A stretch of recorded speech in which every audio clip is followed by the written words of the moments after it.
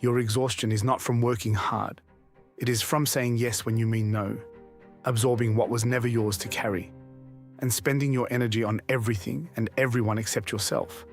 And the moment you even consider changing that, the guilt arrives. Right on cue. That is exactly what we are talking about today. Energy is your most valuable asset at work. Not your skills, not your title, your energy. When it is there, everything flows. You think clearly, you lead well, you make good decisions. When it is gone, nothing works. Not the strategy, not the team, not the results. And yet most high-performing people treat their energy like it is unlimited. They keep giving, keep absorbing, keep saying yes. And they wonder why they feel empty by Wednesday. Here is what most people miss. It is not just the workload that drains you. It is the invisible weight on top of it. The colleague who turns every conversation into a crisis. The manager whose stress becomes the whole team's stress. The unspoken expectation that you will always be available, always be agreeable, always be the one who holds it together. Nobody asks you to carry all of that. You just do. And over time, that invisible weight becomes the thing that breaks you. Not the deadlines, not the targets, not the long hours. When you keep giving beyond what you genuinely have, the body responds. Cortisol stays elevated. Your sleep suffers. Your thinking gets foggy. Your patience shortens. And slowly, not all at once, just gradually, the version of you that used to love this work starts to fade.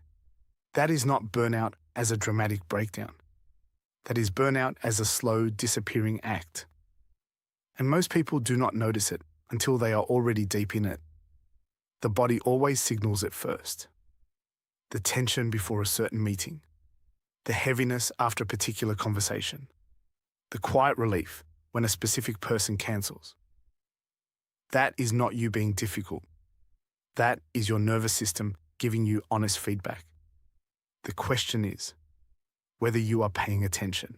Overgiving is the most common and least talked about energy drain in the workplace. It looks like dedication. It looks like being a team player.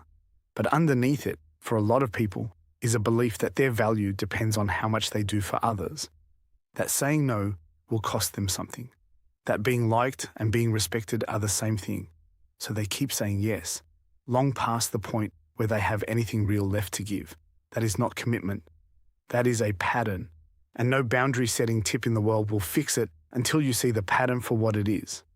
So what does protecting your energy actually look like in practice? It starts with one simple habit, the pause. Before you respond to any request, pause. 1 breath, 2 seconds, and ask yourself honestly, do I actually have this to give right now? Or am I about to borrow from tomorrow to pay for today? That question, asked every single time, starts to change how you operate. Not overnight, but consistently, over time, it rewires the automatic yes into a conscious choice.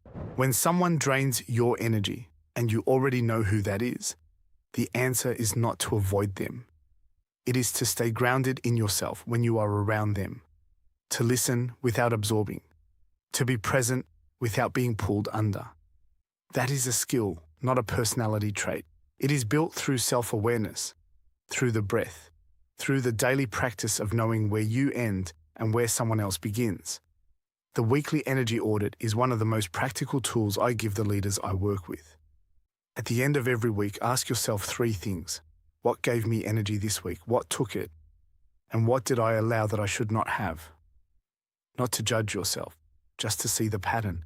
Because the things that drain you are almost always the same things, week after week.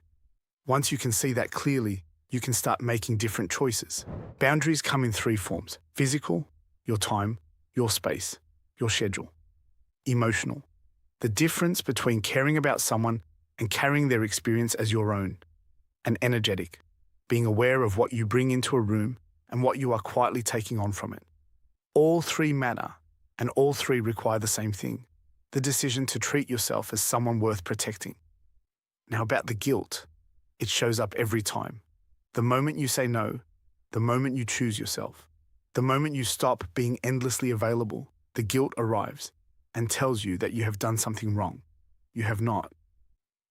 Guilt in this context is not a moral signal. It is a discomfort signal. It means you have done something unfamiliar. That discomfort fades with repetition. What replaces it is clarity, confidence, and the kind of steady energy that does not spike and crash. It just holds.